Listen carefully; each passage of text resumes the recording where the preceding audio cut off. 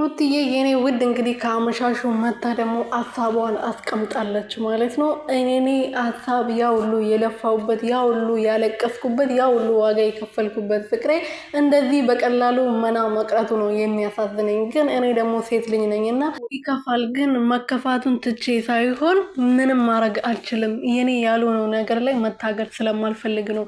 ብዙ ታግያለሁ፣ ብዙ ዋጋ ከፍዬበታለሁ። አሁን ግን በቅቶኛል ብላ እንግዲህ በአብርሽ ጉዳይ ሀሳብ ሰጥታለች ማለት ነው። ሁላችሁም ከሱ ጋር ሁኚ ብላችሁ አታናግሩኝ ብላለች። አራ አይደለም ሩትዬ፣ አዎ ዋጋ ከፍለሽበታል፣ ብዙ አልቅሰሽበታል። ግን አብርሽ ደግሞ እንደዚህ አንቺና አብርሽ በቀላሉ እንደዚህ መለያየት የምትችሉ ሰዎች አይደላችሁም። የኔ ውድና ወርቅ የሆናችሁ ማለት ነው።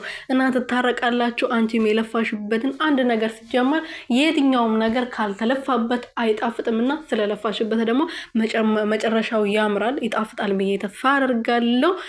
ሩትዬ አንገትሽን ቀና እንድታረጊ ነው እንጂ አንገትሽን እንድትደፊ እኛ አንፈልግም። አንቺ የሴቶች ምሳሌ የጀግኖች ምሳሌ ነሽና ከአንቺ ብዙ ነገር ተምረናል።